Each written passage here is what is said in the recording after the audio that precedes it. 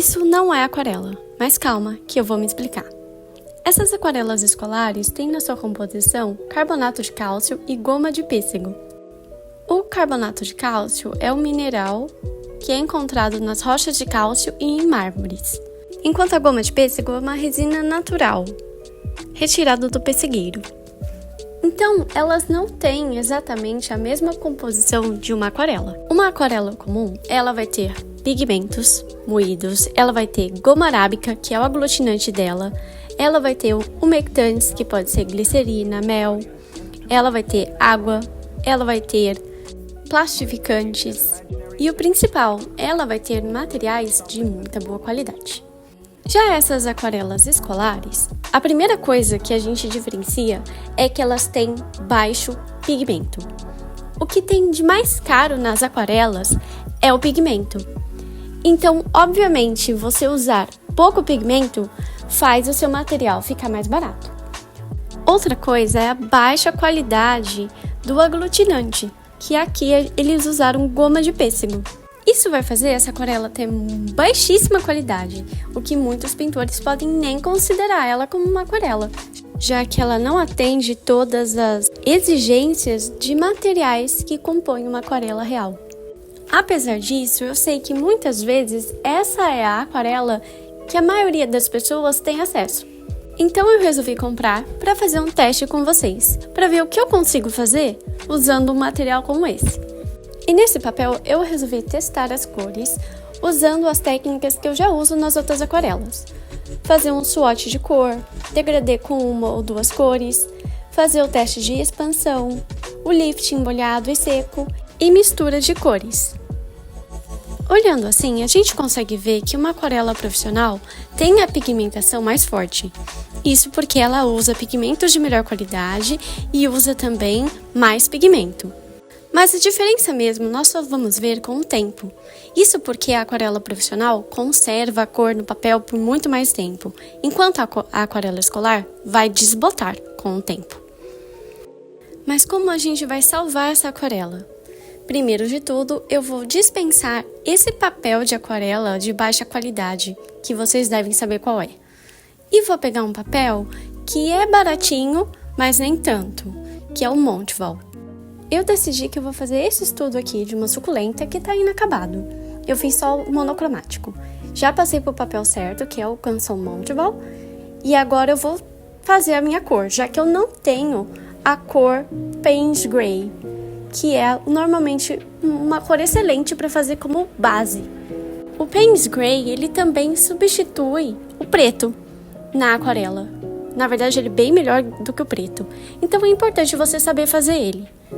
Normalmente, essa cor ela é feita usando a cor Ultramarine e a Burnt Sienna. Como eu não tenho esses tons aqui, eu vou usar um azul escuro e um laranja, já que o Ultramarine é um tom de azul escuro e o Burnt Sienna não é um laranja, mas é o mais próximo que a gente tem aqui. Então eu vou misturar para tentar chegar no Payne's Gray com a aquarela escolar. Coloquei a suculenta no papel e já fiz a nossa mistura. Eu vou usar aquela técnica de 2 pincéis. Um vai ser o pincel que vem com a aquarela mesmo, a aquarela escolar. E o outro vai ser aquele pincel que eu molho com um pouco de água, tiro o excesso de água e suavizo as bordas. E eu vou fazer essa técnica em toda a suculenta. Essa é a nossa primeira base. Nós vamos passar tudo isso com o Payne's Gray que a gente criou. Vamos fazer a luz e a sombra com esse tom. E depois nós vamos fazer uma camada de verde por cima. Se tudo der certo, né? Porque eu não tenho a mínima ideia se isso funciona com a aquarela escolar. Enquanto eu estava pintando, eu tive algumas considerações. A primeira é sobre o pincel. Eu achei o pincel muito bom. Eu não sei se vocês já viram, mas tem aquarelas que vêm com esse pincel aqui. Isso não é pincel, isso é triche. Se você tem um triche em casa, sinto muito. Mas esse pincel da L'Oréal é muito bom. Ele não carrega tanta água assim quanto os pincéis que eu costumo usar, mas ele não te deixa na mão. Então, é um ponto positivo dessa aquarela. Tem um pincel bom. Por enquanto, tá ficando assim. Agora a gente vai para a parte de sombreamento. Eu vou pegar a mistura que eu já fiz, essa mistura aqui que tá um pouco seca, vou pegar um pouquinho de água e começar a fazer a sombra. E mais uma vez é o mesmo exercício. Passo onde tem sombra, suavizo com o pincel úmido com água. Outra consideração que eu encontrei foi que é mais difícil eu fazer essa suavização sem manchar com aquarela escolar. Mas isso é por causa do pigmento, que é de baixa qualidade.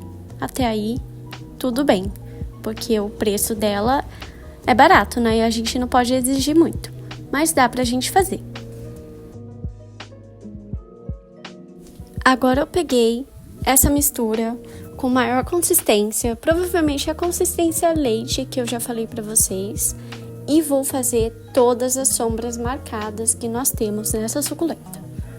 Mais uma vez, fazer e suavizar com o pincel úmido com água.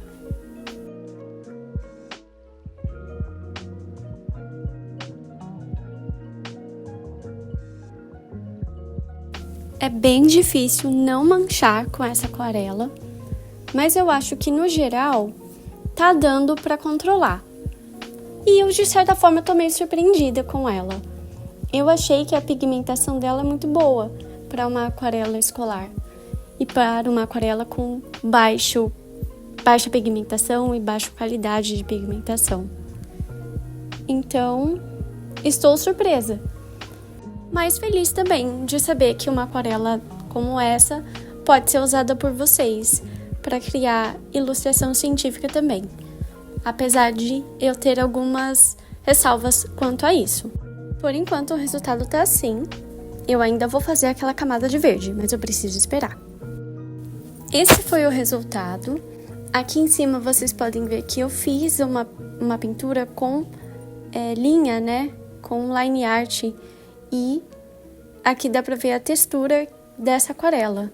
Enquanto aqui eu não tenho line art e a textura ficou um pouco diferente, mas nem tanto.